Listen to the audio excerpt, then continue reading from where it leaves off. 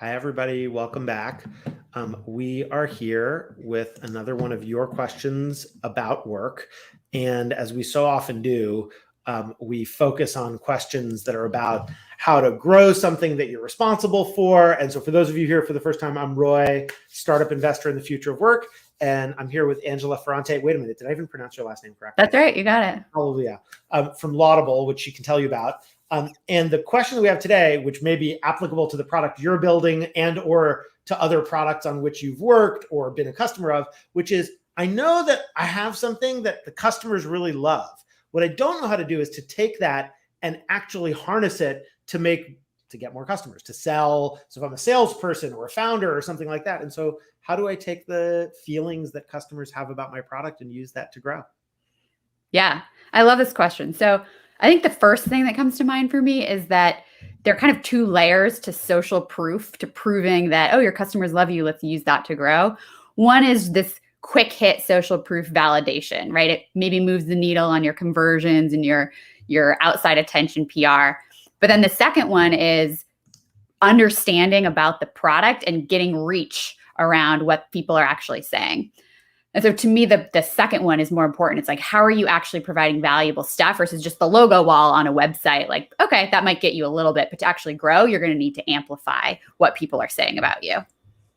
And so so what does that mean? Like how in practice, how does one do that? So for example, like I'll get, I'm selling some piece of software or something like that. And the customer's like, I couldn't live without this. It's like, I guess I could take their quote and put it on my website.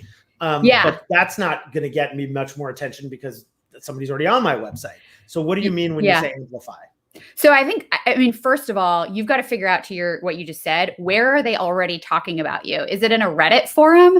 Is it to your customer support reps? Is it in your Zendesk and you see, all these amazing things? Wow, thank you so much. You saved my life with that support answer. You've got to find and capture that as step one. And that can be really lo-fi. There's a Mark who leads marketing at Dooley has a really great post around forgetting about case studies and like really fancy things that takes you months and months to present. And he just posted a screenshot. So screenshots work right there. I'm astonished at how many like designed PDFs we get. Okay, yeah. So like screenshot, use Cloud App or Loom, take a screenshot. And then what though? What do I do with that screenshot? Yeah, so then you've got to use it, right? I would say social media is your best friend here. And I think most people, if you're in B2B right now, you probably know all about the opportunity with LinkedIn organic reach.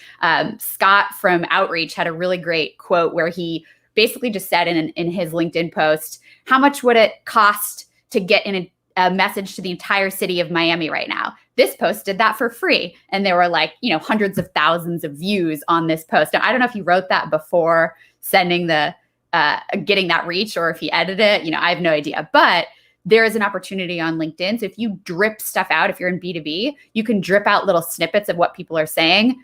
As long as your voice is not, don't go that we're so humbled to see what blah, blah, blah says about us. Like it has to feel natural and you have to strike that right balance of. And so just to push on that for one more half second then. So customer says something wonderful about me. And maybe, by the way, we can link in the comments to that LinkedIn post because that sounds like it could be really useful for folks.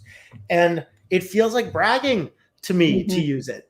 And so what are common ways to get away? Like the reason people humble brag is because they don't feel comfortable bragging. Yeah. And I get that smacks as inauthentic in its own way, but what are some ways that people can naturally weave a positive customer message into something that feels natural to them?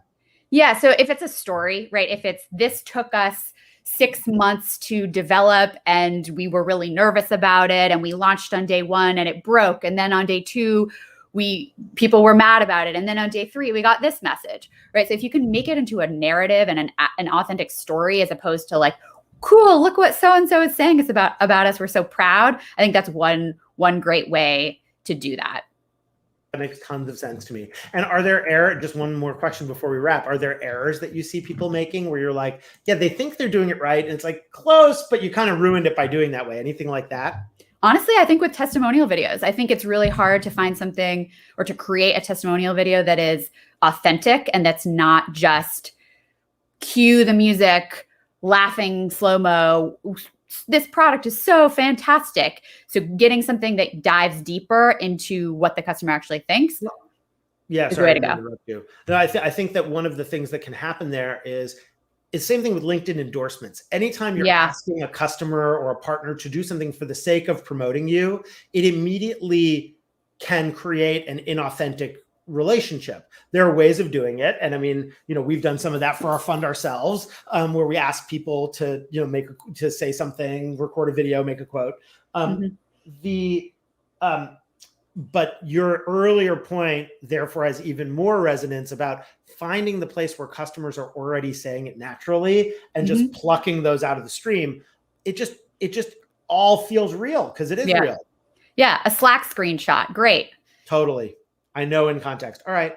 Well, that is great, not advice. And for those of you joining us for the first time, the reason we say it's not advice is we're not giving you a prescription for what to do. In fact, most advice is actually just the person telling you to live out their own life in some way. These are stories that have worked for others, ways of thinking about things, and ultimately you make your own decisions. And so thank you, Angela, and would Thank love you so to do much. this again. Yeah. It's fun.